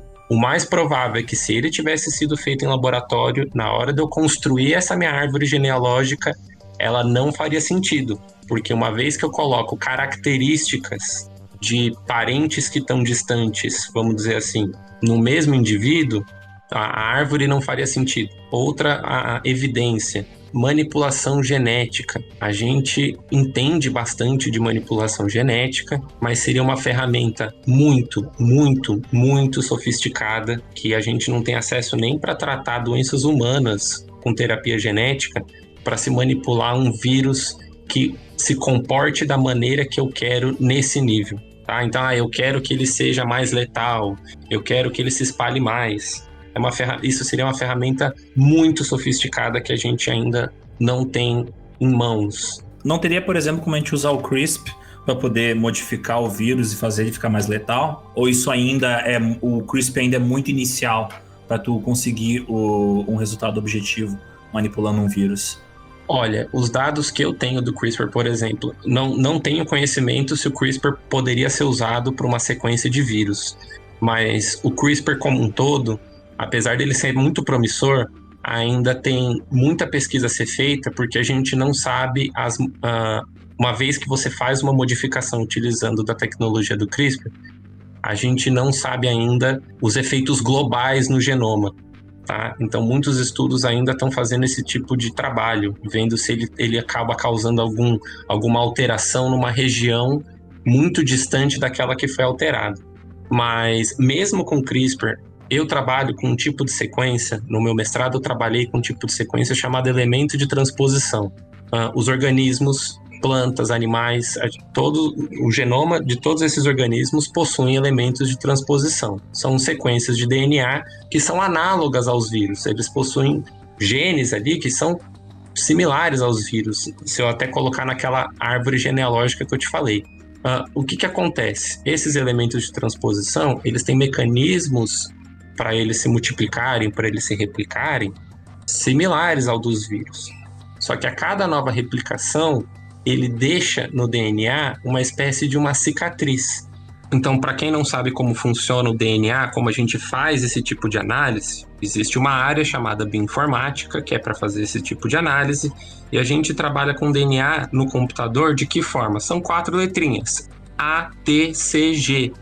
Tá? Nas aulas de biologia da escola, a gente aprende que tem as bases nitrogenadas, então a gente enxerga elas no computador representadas por essas 4 letrinhas. O que acontece? Se tivesse tido algum tipo de manipulação nesse sentido, assim como eu dei o exemplo desses elementos de transposição, que tem essa capacidade, então, de se replicar e ir para outros locais do genoma, a cada novo movimento que eles fazem, eles deixam uma espécie de cicatriz com essas letrinhas, que eu consigo identificar. Então, é como se fosse uma impressão digital de um crime. Com as ferramentas que a gente tem hoje, a gente conseguiria identificar caso o vírus tivesse sido manipulado em laboratório. Então a gente tem um conjunto de evidências que mostra que ele veio da natureza por meio dessa árvore genealógica, desse estudo molecular que compara ele com os outros parentes dele da mesma família, tá? E por isso que a gente sabe que a origem mais provável é do morcego, pela similaridade do vírus SARS em morcegos. A hipótese que se levanta é: o vírus veio diretamente de morcego para os humanos, ou o vírus teve um hospedeiro intermediário, um mamífero intermediário que tem mais contato com os humanos e poderia ter infectado os humanos. A hipótese do hospedeiro intermediário a gente ainda está estudando, mas a gente sabe que o vírus tem origem nos morcegos. As duas principais teses são de que ou foi morcego ou pangolim, né? Exatamente, porque a gente encontrou algumas evidências, algumas similaridades de um coronavírus que infecta o pangolim, que tem a mesma estrutura, mas a gente ainda não tem evidência o suficiente para afirmar que o pangolim é o hospedeiro intermediário. No quesito de ter sido criado em laboratório, essas são as evidências científicas que a gente tem. Não foi criado em laboratório. Na minha opinião, eu chamaria mais de Chernobyl chinesa, no sentido de como o governo chinês lidou com a comunidade científica e com os alertas dos cientistas antes do início da pandemia. Então tem um artigo de 2007 que eles já alertavam para que os morcegos são reservatórios de vírus e que isso seria uma bomba relógio, dado os mercados de animais silvestres que a China tem. Após o SARS, a China fechou esses mercados, mas pouco tempo depois ela voltou a abrir, então ela afrouxou a legislação. O mesmo aconteceu agora, que imediatamente após a pandemia, a China novamente veio a fechar esse tipo de comércio, e uma notícia dessa semana já mostra que eles voltaram a operar normalmente. Em março de 2019, mais uma vez os cientistas alertaram para uma iminência de um vírus similar a SARS voltar à ativa e ter contato com humanos. Tem um dado interessante de que o genoma, no início do surto na China, lá para final de novembro, dezembro, alguns cientistas já tinham, os médicos, cientistas, já tinham conhecimento, então, de que não era apenas uma pneumonia, como estava sendo reportado, e eles fizeram um sequenciamento do genoma e eles foram obrigados a destruir os dados. Então, nesse sentido, eu acho que a China se posicionou muito rápido no sentido de impedir, então, o surto em Wuhan, mas poderia ter feito muito mais no sentido de transparência dos dados, inclusive, como o Alisson apontou, da guerra de narrativa. Aqui tem um fator importante que foi, no começo do surto, a China vendia de que não era um grande problema, de que eles iam conter, de que... Então, assim, hoje eu acho que muito da ideia de que o Ocidente comprou, a Itália comprou, o Brasil comprou, o próprio Trump comprou, não de responsabilidade, mas é reflexo dessa falta de transparência iniciais dos dados, de tratar com seriedade de que, olha, a gente tem um vírus parecido com o da SARS, a gente não tem vacina nem para SARS ainda, quem dirá para um vírus novo, então vamos tratar da forma mais transparente possível.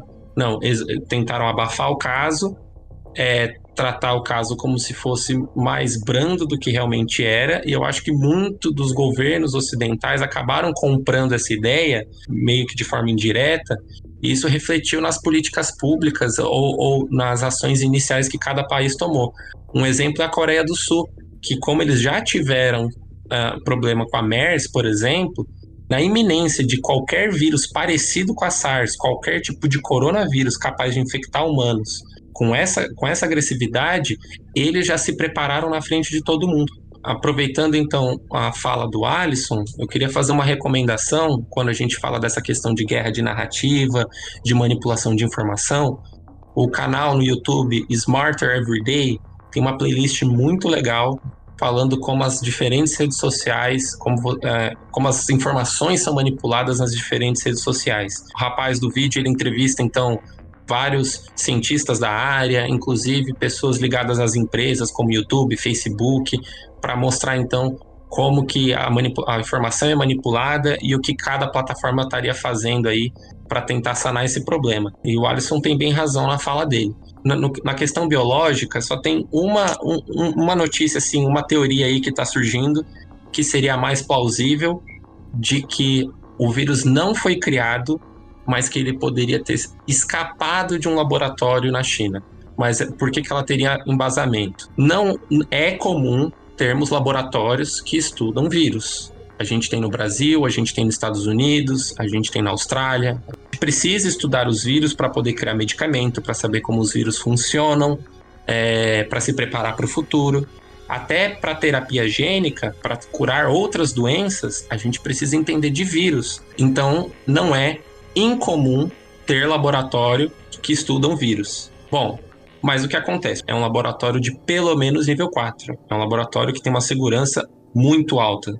O que acontece? Na China, em Wuhan, tem um laboratório desse porte. E isso é preocupante, porque geralmente esses laboratórios não ficam perto de cidades ou em metrópoles. Justamente porque pode acontecer um erro humano, pode acontecer alguma falha de segurança não intencional que libere esse material biológico. E por questões de segurança, um laboratório numa região isolada é fácil de controlar. Então, tendo um laboratório desse porte numa cidade com a densidade demográfica que vocês apontaram, do tamanho de Wuhan, é um perigo. Porque se aconteceu qualquer tipo de erro humano ou de falha de segurança e esse vírus escapou, então a transmissão teria sido direto de humano para humano. Então, outra evidência que mostra é que o morcego, que é o hospedeiro inicial do vírus que causa Covid-19, ele não é vendido nos mercados de Wuhan. Eu ainda aposto na hipótese que eu falei para vocês, que existe um distúrbio da natureza, pode ter sim um hospedeiro intermediário, pessoas transitando, igual vocês mencionaram. Então você tem trabalhadores de regiões distantes que vêm para metrópole e volta, trabalhadores temporários. Mas essa teoria que está rolando na imprensa internacional é interessante. No caso, tu se refere à teoria de que é um vírus natural, mas estava em um laboratório e daí escapou.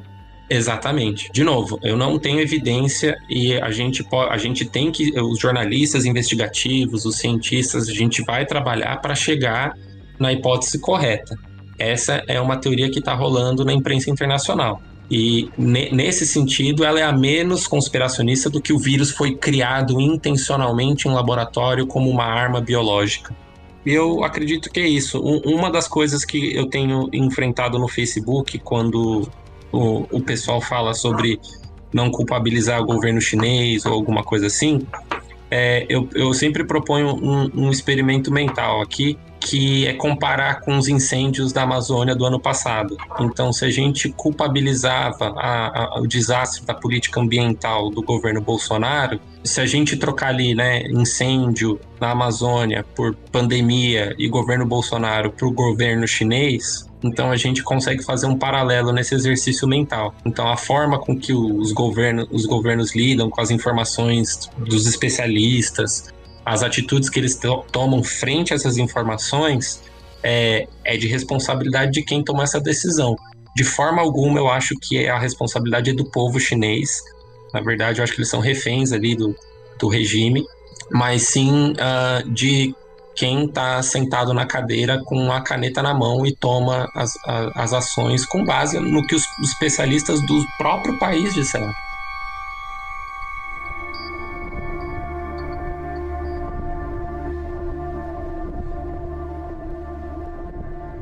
Um adendo, então, essa questão dos mercados animais de Wuhan é bem curioso. É provável que a gente faça um conteúdo abordando isso mais especificamente. Talvez até um vídeo eu pensei nisso. Mas resumindo demais, esse mercado de animais selvagens foi uma coisa que começou na década de 70 e 80 na China, porque basicamente o sistema de produção de comida era controlado pelo governo chinês. Então os pequenos comerciantes começaram a comercializar animais selvagens, diferenciados. Hoje, 7% da população chinesa consome esse tipo de animal selvagem para baixo. E surpresa, não é algo que é consumido por todas as pessoas ou por qualquer pessoa. Ela é consumida por pessoas de alta renda, por inclusive milionários. Você tem lobistas querendo passar essas leis para que elas continuem. Então isso já foi feito vários esforços e por isso que o governo chinês vai e volta. Cara, você tem que ter muito jogo político lá para uma lei dessas voltar, para a permissão voltar depois de tanta tragédia que esse acúmulo de animais completamente diferentes de todas as regiões do mundo juntos no mesmo lugar podem causar muitos problemas e vírus, né? Os mercados da China, e tem imagens disso, não tô falando merda preconceituosa ou fake news.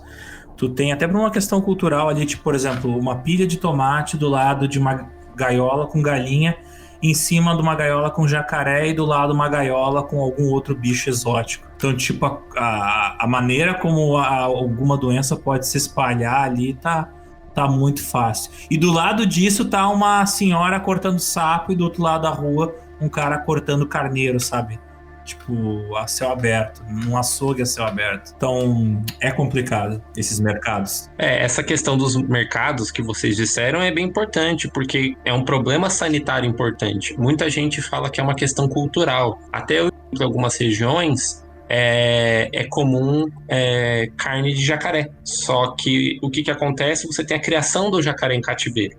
Então você tem regras sanitárias para manutenção desse jacaré, para venda dessa carne, que fosse criado então regras rígidas sanitárias para que eles não fossem vendidos em mercados abertos, junto com animais domésticos, junto com alimentos frescos. Outra coisa interessante é que o próprio governo chinês estava recomendando pele de urso para tratar o Covid-19. Então isso mostra o caráter anticientífico e ainda corrobora o que o Zox falou do lobby que tem esse comércio de animais exóticos. Outro problema assim que eu vejo, e daí eu falo de experiência pessoal, na minha família eu tenho pessoas que passaram por fome, passaram por momentos onde eles não tinham comida. E eles eram obrigados a caçar bicho no mato, por exemplo, essas marrecas brancas que tem na beira das lagunas e dos rios. E esses animais, quando tu abre eles são cheios de parasitas. Então, para tu fazer um consumo deles, é necessário tu assar a carne ou cozinhar ela por muito tempo em altíssimas temperaturas. E nem sempre quem come essa carne de bicho que veio do mato tem noção desses parasitas que vêm da natureza e acaba consumindo sem o preparo adequado para higienizar aquela carne. Isso acontece também com peixes. Acho que o Japão é um país que tem muito problema com pessoas sofrendo com parasitas, porque lá é a terra do sushi, né? Então...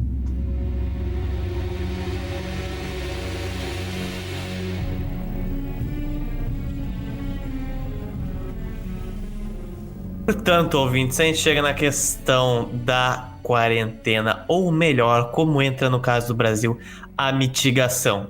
A The Lancet, que é uma revista científica medicinal britânica, feita com pessoas no mínimo pós-graduação, diz que para muitos países, e nesse contexto entra o Brasil, é que a contenção de casos não vai ser possível através de quarentena total. Vai ter que ser uma mitigação por vários fatores, principalmente por ser um país de tamanhos continentais e também porque você tem uma disparidade de classe e de uma pobreza muito maior do que na Europa, do que nos Estados Unidos. As características para impedir o contágio rápido do Covid-19 vão ser coisas que a gente ainda não tem tantos dados. Lembrando que grande parte dos estudos que se referem a essas epidemias são estudos que foram realizados na Ásia, na Europa, nos Estados Unidos, países que têm uma diferença societária bem diferente do Brasil. E isso, inclusive, entra em um dos vários estudos que a gente tem ouvido ultimamente, porque um dos fatores que foi utilizado, inclusive, por muitas pessoas, inclusive por biólogos, hashtag Atila, amamos você, é de que a quarentena, se não praticada, pode a longo prazo aumentar crises econômicas, além de sobrecarregar o sistema de saúde. Portanto, uma coisa é fato, o sistema de saúde vai ser sobrecarregado e a gente vai ter que fazer algo para que isso não seja 50 vezes mais sobrecarregado. A gente pode fazer um que seja 30 vezes mais sobrecarregado ou 20 vezes mais sobrecarregado. Um desses estudos, por exemplo, é o famoso, os estudos de olhos azuis, o estudo do Imperial College. Fazendo um link com essas questões de diferenças socioeconômicas que o Zotes falou, por exemplo, obviamente o vírus ele vai ser melhor contido em Nova York do que nas favelas do Rio, onde as pessoas moram muito mais próximas umas das outras e com muito menos condições de higiene. Por exemplo, tem favelas do Rio onde está faltando água hoje. E tu tem situações piores ainda que as favelas do Rio, que são, por exemplo, as favelas de Mumbai, na Índia, onde falta muito mais coisa do que falta nas favelas do Rio. Então, as condições de higiene variam também por causa das condições socioeconômicas, e vai ter lugares que, muito depois do pico da crise, vão ter, talvez, picos secundários de transmissão, onde muita gente vai morrer.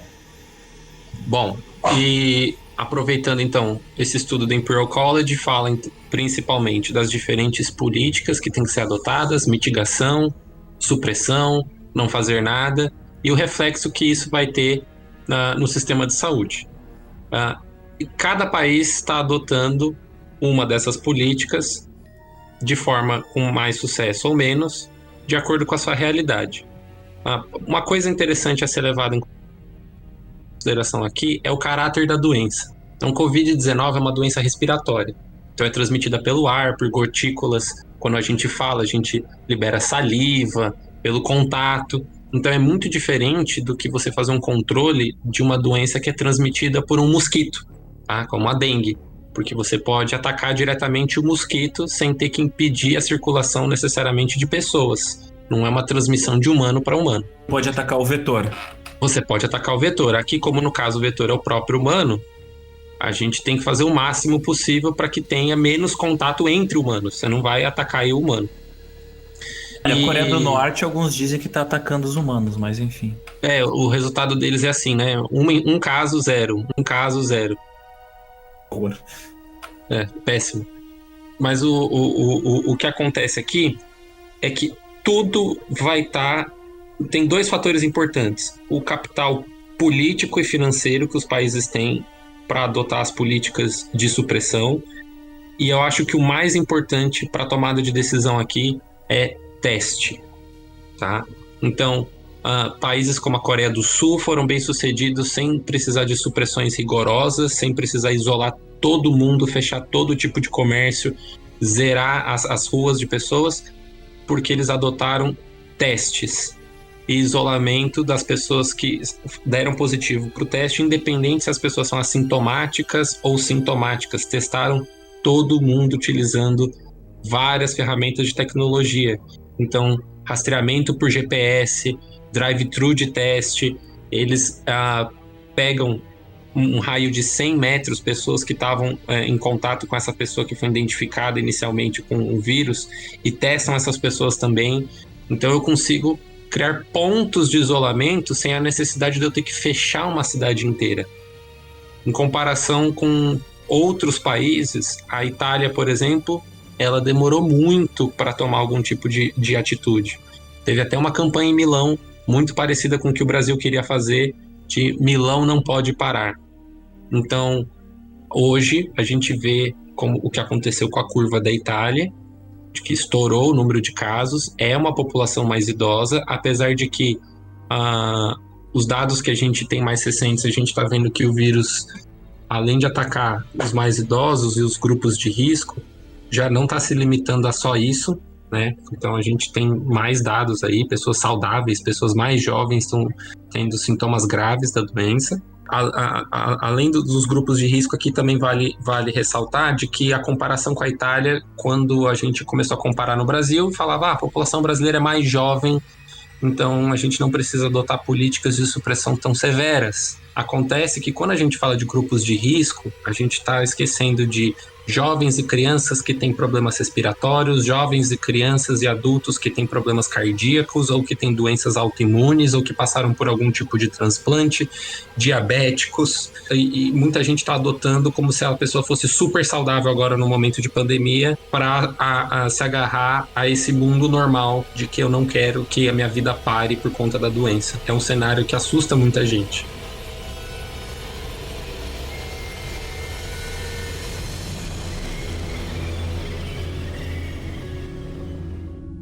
Um dos problemas que eu e os Odds, a gente está planejando um podcast sobre a gripe espanhola, e uma das coisas que chamou bastante atenção durante a pesquisa é que a doença, a H1N1 inicial lá da gripe espanhola, ela evoluiu de uma maneira que ela atacava principalmente pessoas jovens por causa da resposta imune do organismo das pessoas jovens.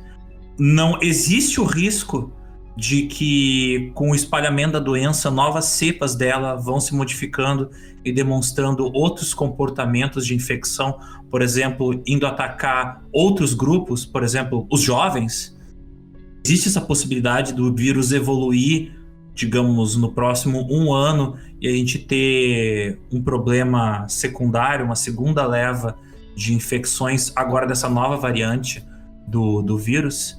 Existe essa possibilidade, inclusive uns trabalhos muito recentes, um foi publicado acho que no dia 30 de março, já estava avaliando que o vírus está sofrendo mutações nas regiões que ele está instalado. Então, eles analisaram o vírus dos pacientes da Itália, da Espanha, da Coreia do Sul, da China, dos Estados Unidos, do Brasil, e eles estão adquirindo mutações distintas para cada região. Quando a gente fala de mutação, tem que levar em consideração também que o vírus não pode sair mutando loucamente, porque senão ele perde a função dele. Por exemplo, o vírus precisa da célula para ele se replicar. Então ele invade a célula e ele utiliza a maquinaria da célula, a fábrica da célula, para fazer mais vírus. E isso funciona como se fosse num sistema de chave e fechadura. Então o vírus ele tem uma chave específica para uma fechadura específica da célula. Se ele muta loucamente, ele pode perder a chave. Então, essa capacidade de mutação, quando a gente fala de mutar também, pode parecer um cenário muito catastrófico, do tipo, nossa, então vacina nenhuma vai funcionar, medicamento nenhum vai funcionar. Também não é muito bem assim, porque os cientistas rastreiam, conseguem fazer previsões dessas mutações para pensar num medicamento de que possa funcionar independente da mutação, seja o medicamento ou a vacina. Principalmente proteínas ou estruturas do vírus que são importantes para a reprodução dele, tendem a mutar menos para ele não perder essa capacidade. Então é nessas brechas que a gente aproveita. Mas em contrapartida, ele pode sofrer uma mutação que torne a infecção, os sintomas mais agressivos, sim. Por exemplo, por isso que tudo que a gente está falando do Covid-19 agora é tudo muito novo, para a gente chamar só de uma gripezinha. Tem um monte de paciente que deu entrada no hospital com problemas no coração, sem nenhum sintoma respiratório, e foi devido à infecção do Covid-19. Então, no caso ali, a resposta inflamatória foi no coração e não no pulmão. E essas pessoas tiveram parada cardíaca, deram entrada no hospital, só depois foram descobrir que estavam infectadas. Os médicos não estavam esperando que a pessoa estava com um quadro de Covid-19, nesse caso. Porque não era o tipo de resposta que eles imaginavam que o vírus ia ter no organismo da pessoa. Exatamente, não eram sintomas clássicos. Então, muita coisa a gente ainda está descobrindo.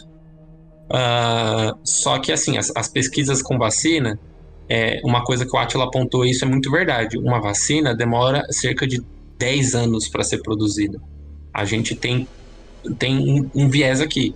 Tem que tomar cuidado, porque a gente está pulando etapa em algumas pesquisas. Em outras, a gente está relativamente adiantado pelas informações que a gente já tinha sobre a SARS e sobre a família do coronavírus. Então, a gente está estudando o SARS-CoV-2, que é o vírus que causa o Covid-19, para fazer uma vacina específica para ele. Cada lugar está adotando uma abordagem diferente. É uma verdadeira corrida armamentista para ver quem chega na vacina mais eficiente em menos tempo. Então, Israel está com uma vacina muito promissora. Vários grupos nos Estados Unidos estão com vacinas diferentes, muito promissoras. Inclusive uma que saiu uma matéria hoje. Então, é um petzinho de microagulhas de açúcar que você vai colocar na pele, como se fosse um adesivo de tatuagem, para causar uma resposta inflamatória na pele e assim a pessoa adquire a imunidade. Então, essa é uma vacina de um grupo de Pittsburgh, nos Estados Unidos. Lembra um pouco aquelas primeiras vacinas chinesas que o pessoal só raspava a pele da pessoa com um pouco de varíola, com casca de varíola, de gente que pegou varíola, para poder imunizar. Sim, sim. Cada estilo, vacina que estão desenvolvendo agora tá uma abordagem diferente para ver qual é mais eficiente. O problema é que não dá para falar que vai ter uma vacina pronta, bem testada, em poucas semanas, porque a gente precisa saber os efeitos a longo prazo. Geralmente por isso que a vacina demora tanto tempo. Eu preciso ter certeza que a pessoa está imune, de que não vai ter uma reinfecção.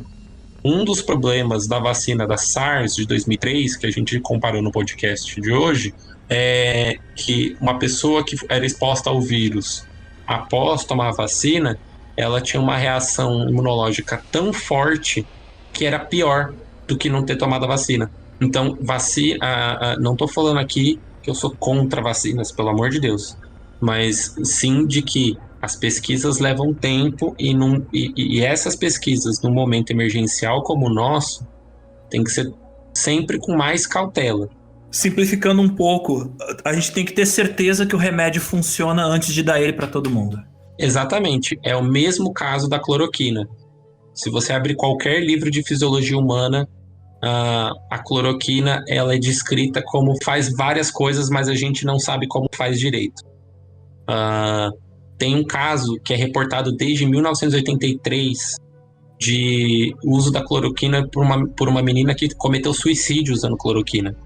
Cloroquina é um medicamento, é tóxico, é veneno, para falar bem a verdade. Mas em doses muito pequenas ela tem um efeito lá terapêutico. O dito popular que todo remédio é um veneno, só que na dose correta.